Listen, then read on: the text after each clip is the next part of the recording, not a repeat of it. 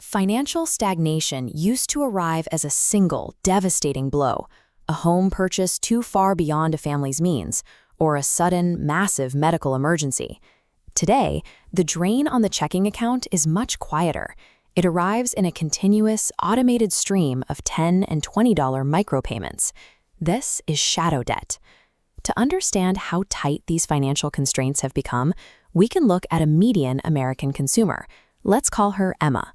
According to 2024 U.S. Census Bureau data, Emma's household earns a gross annual income of $83,730. But that top-line number is deceptive.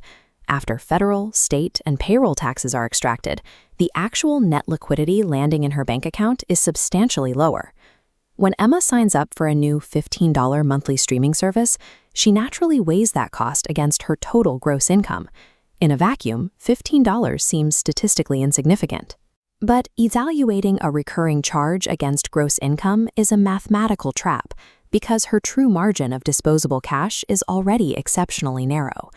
The exact boundaries of Emma's checking account are mapped out by the Bureau of Labor Statistics in their Consumer Expenditure Survey.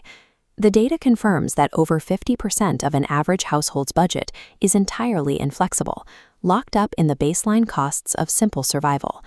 To maintain physical mobility, the average American household spends $13,318 every year on transportation alone.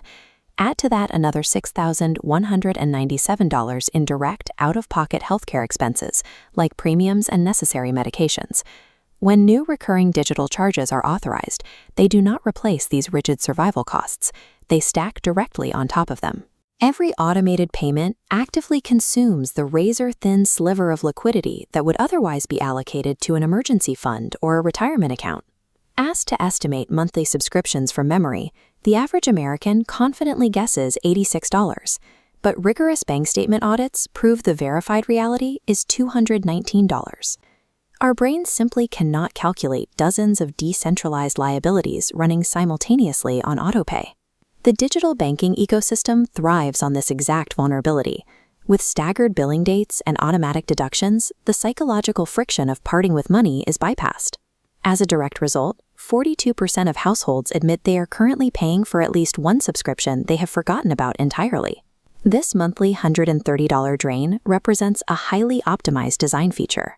These automated systems are built specifically to circumvent standard budgeting defenses, making it mathematically difficult to track decentralized charges by memory alone. For years, cutting the cord on legacy cable promised financial relief.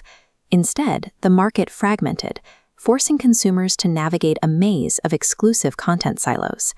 The average household must now assemble a decentralized bundle of 4 to 6 different streaming platforms. Adding the explosive growth of premium artificial intelligence tools, the monthly digital media drain routinely climbs to $109.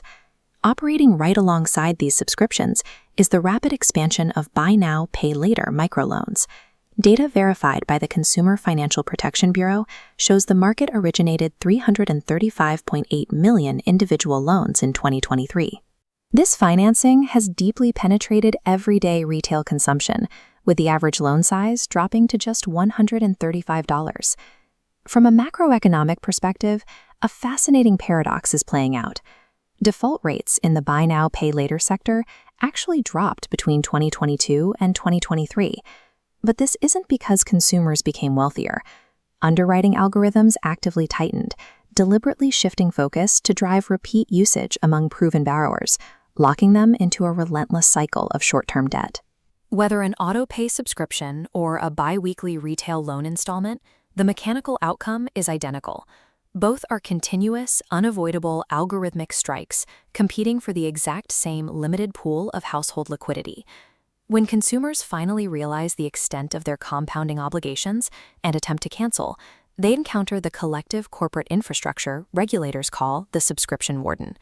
Companies deploy negative option marketing and highly deceptive user interfaces, known as dark patterns, specifically to exhaust anyone trying to leave.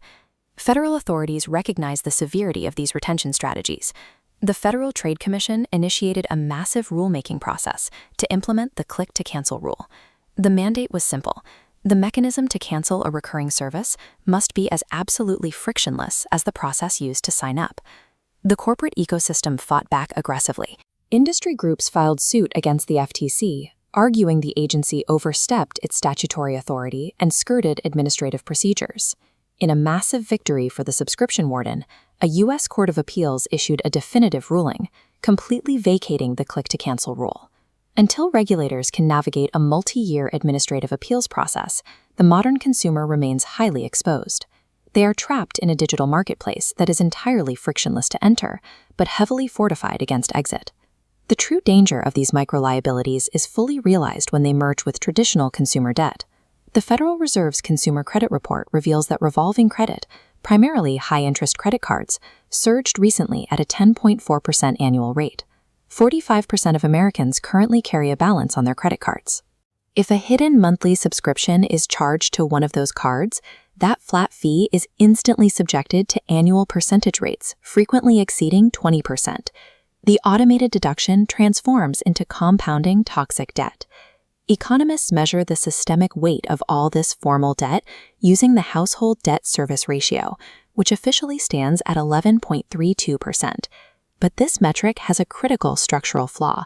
It entirely excludes the $273 average household subscription burden because autopays are legally classified as revocable service agreements, not structured loans.